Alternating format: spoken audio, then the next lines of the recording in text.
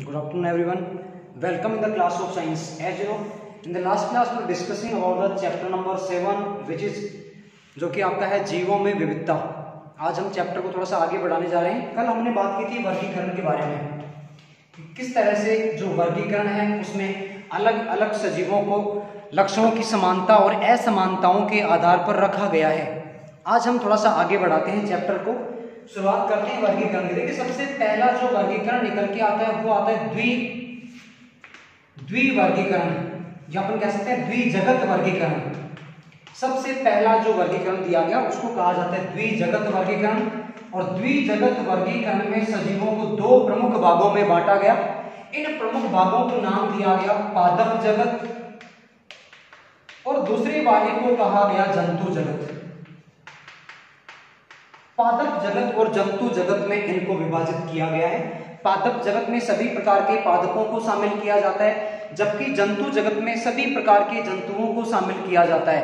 अब यहाँ पे जो शामिल किए गए हैं सजीव, वो उनके लक्षणों की समानता और असमानताओं के आधार पर शामिल किए गए हैं। जंतु जगत में वे आते हैं जिनमें कि कोशिका भित्ति का अभाव होता है, जबकि पादप जगत में उन्हें शामिल किया गया जिनमें कोशिका भित्ति पाई जाती है। सामान्यतः जंतुओं में मांसपेशियां पाई जाती हैं, तो कुछ जो विकसित प्रकार के जंतु हैं उनमें अस्थियां पाई जाती हैं।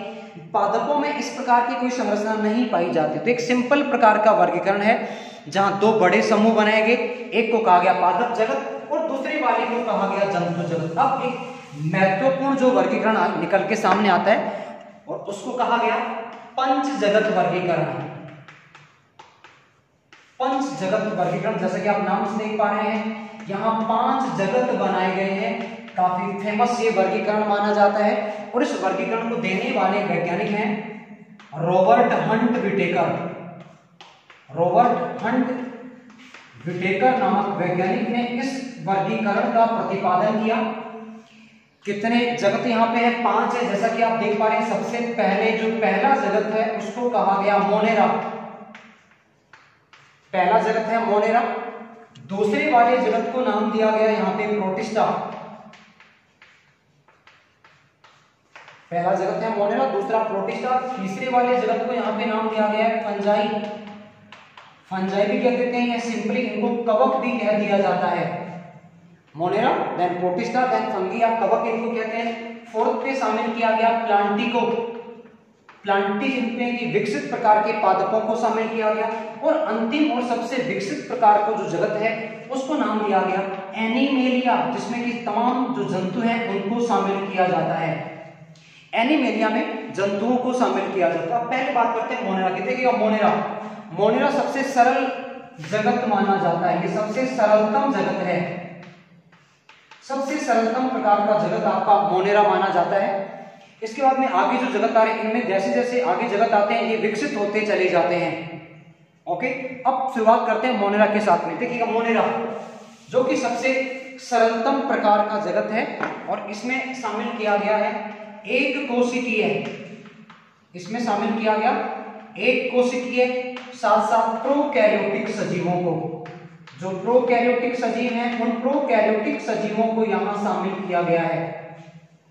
ओके, बात करें एग्जाम्पल की कौन कौन से यहाँ पे उदाहरण हम देखेंगे तो देखिए जीवाणुओं को शामिल किया जाता है मोनेरा में। जीवाणु के साथ साथ शामिल किया जाता है माइकोप्लाज्मा को, और माइकोप्लाज्मा के साथ एक और सदस्य यहाँ पे आता है जिसको कहा जाता है नील हरित शैवाल।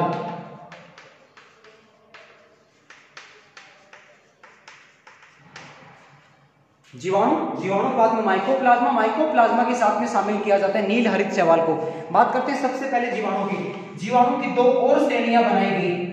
एक जो सबसे प्राचीन प्रकार के बैक्टीरिया हैं उनको कहा जाता है आर्कीबैक्टीरिया। आर्कीबैक्टीरिया सबसे प्राचीन बैक्टीरिया माने जाते हैं, जो सबसे पहले पाए जाते थे। कुछ इनके एग्जाम्पल हमें आज भी देखने को मिलते हैं। एग्जाम्पल की बात करें मिथेनोजन जो बैक्टीरिया है वो आर्कीबैक्टीरिया का एक एग्जाम्पल माना जाता है। और दूसरा वाला जो यहाँ पे बनाया गया समूह बैक्टीरिया का उसको कहा गया यूबैक्टीरिया। दूसरे वाले को कहा गया यूबैक्टीरिया।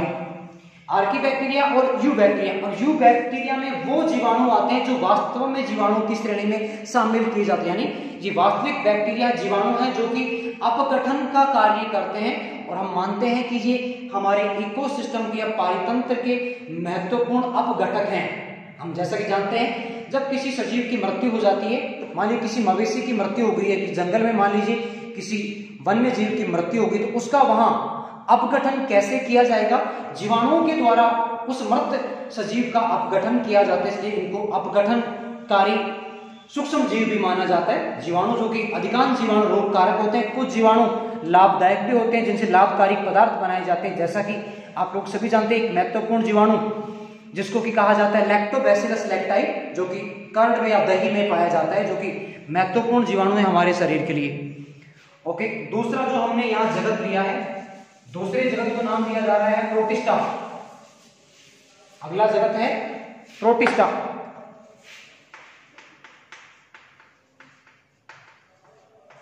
प्रोटिस्टा जगत में भी एक कोशिकीय सजीवों को ही शामिल किया जाता है, लेकिन ये एक कोशिकीय सजीव हैं, लेकिन एक कोशिकीय होने के साथ साथ इनमें जो प्रकृति है कोशिका की थोड़ी सी बदल गई है और अब इनको यूकैरियोटिक की श्रेणी में शामिल किया जाता है। यानी जो प्रोटिस्टा के सदस्य हैं एक कोशिकीय हैं, एक कोशिकीय होने के साथ साथ इनकी जो नेचर होती है यूकैरियोटिक होती है, अर्थात इनमें जो कोशिकीय संगठन है यूकैरियोटिक प्रकार का। क्या मतलब है यूकैरियोटिक का? यहाँ पे जो केंद्रक है वो सुविकसित होगा, अर्थात केंद्रक के बाहर कोशिका केंद्रक झिल्ली भी हमें देखने को मिलेगी और इसके साथ साथ केंद्रक में केंद्रिका की मौजूदगी भी देखी जाती है। एग्जाम्पल की बात करें तो यहाँ पे डायटम्स, जो डायटम्स है, और डायटम जनरली जलीय सजीवों में शामिल किए जाते हैं। डायटम समुद्री सजीव हैं। इसके साथ साथ जो प्रोटोजोआ हैं, जैसे हम बात करें अमीबा, पैरामीशियम, ये सभी प्रोटोजोआ के मेंबर हैं और प्रोटोजोआ को भी प्रोटिस्टा में ही शामिल किया जाता है। फिर से सुनिएगा, प्रोटिस्टा में एक कोशिकीय लेकिन यूकैरियोटिक सजीवों को शामिल किया गया। एग्जाम्पल की हमने बात करी तो यहाँ प्रोटिस्टा में एग्जाम्पल आते हैं प्रोटोजोआ के मेंबर, साथ में डायटम्स को भी शामिल किया जाता है और जनरली प्रोटिस्टा के जो सदस्य हैं वो जलीय परिस्थितियों में ही पाए जाते हैं। अगला जगत, तीसरा जो जगत हम जिसको कहने जा रहे हैं, तीसरा जगत यहाँ पे आता है कवक। हालांकि कवक को पादप कहा जाता है, लेकिन कैसे पादप इनको कहा जाता है? ये नॉन ग्रीन प्लांट हैं, इनको अपन कह सकते हैं हरित लवक रहित पादप।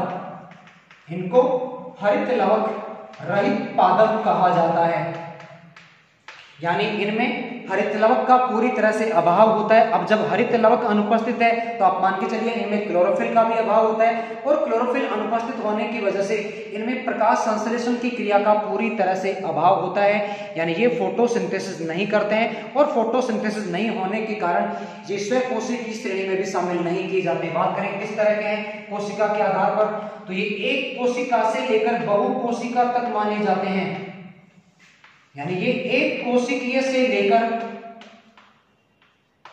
बहुकोशिकीय तक होते हैं। एक कोशिकीय से लेके बहुकोशिकीय तक माने जाते हैं। एक कोशिकीय की बात करें, एक एग्जांपल है जिसको एक कोशिकीय माना जाता है और वो है ईस्ट। ईस्ट एक कोशिकीय कवक माना जाता है, काफी इंपॉर्टेंट है क्योंकि ईस्ट वो कवक है जिससे सबसे पहला एंजाइम बनाया गया जाइमेज, इंपॉर्टेंट है। और ईस्ट को जो ब्रेड है डबल रोटी बनाने के भी काम में लिया जाता है, खमीर उठाने के लिए भी ईस्ट को काम में लिया जाता है। भले एक कोशिकीय है लेकिन साथ में कैसा है, ये यूकैरियोटिक है। ध्यान दीजिएगा, जो कवक है एक कोशिकीय से लेकर बहुकोशिकीय हैं, लेकिन साथ में होंगे कैसे, इनकी प्रकृति यूकैरियोटिक होते हैं। ये यूकैरियोटिक प्रकार की कोशिकाओं से बने होते हैं, यानी कि यहाँ सुविकसित केंद्रक हमें देखने को मिलेगा। एग्जाम्पल की बात करें, बहुत सारे एग्जाम्पल आपको यहाँ देखने को मिलेंगे। एल्बुगो के बाद में आप देखेंगे यहाँ पे राइजोपस कवक में आता है। राइजोपस के साथ साथ म्यूकर भी आपका कवक का एक महत्वपूर्ण एग्जाम्पल माना जाता है। अच्छा, कवक, म्यूकर और जो राइजोपस है इन दोनों को ब्रेड मोल्ड भी कहा जाता है क्योंकि ये दोनों ब्रेड पे डबल रोटी पे सबसे पहले अटैक करने वाले कवक माने जाते हैं। आप जानते हैं हम घरों पे देखते हैं कि जो अचार मुरब्बे वगैरह बनाए जाते हैं उनको पूरी तरह से कवर किया जाता है ऑयल से या चाशनी से। मुरब्बे बनाए जाते हैं चाशनी से कवर किए जाते हैं, अचार बनाए जाते हैं तेल से पूरी तरह से कवर किए जाते हैं। क्यों कवर किए जाते हैं? ताकि उन पर कवक का आक्रमण न हो सके। जब कभी भी किसी अचार में तेल का स्तर कम हो जाता है या मुरब्बे में चाशनी का स्तर कम हो जाता है, तो वहां पे हमें कवक देखने को मिलते हैं, जो कि उस खाद्य पदार्थों को क्या कर देते हैं, स्वाद रहित कर देते हैं, साथ ही साथ हमारे स्वास्थ्य के लिए भी हानिकारक होते हैं। हालांकि कुछ कवक लाभकारी भी हैं। एक कवक जिससे विश्व का सबसे पहला एंटीबायोटिक बनाया गया और उस कवक का नाम है पेनिसिलिन। पेनिसिलिन पहला कवक जिससे पूरे विश्व का सबसे पहला एंटीबायोटिक प्रतिजैविक बनाया गया। किसने बनाया? साइंटिस्ट जिसका नाम फेमस है अलेक्जेंडर फ्लेमिंग ने सबसे पहला प्रतिजैविक बनाया। किससे बनाया? पेनिसिलिन कवक का नाम है। इस कवक से जो प्रतिजैविक बनाया गया उस प्रतिजैविक को नाम दिया जाता है पेनिसिलिन। इसके बाद वाली जो जगत हम कल के वीडियो में डिस्कस करेंगे। आज के लिए इतना ही। Thank you so much.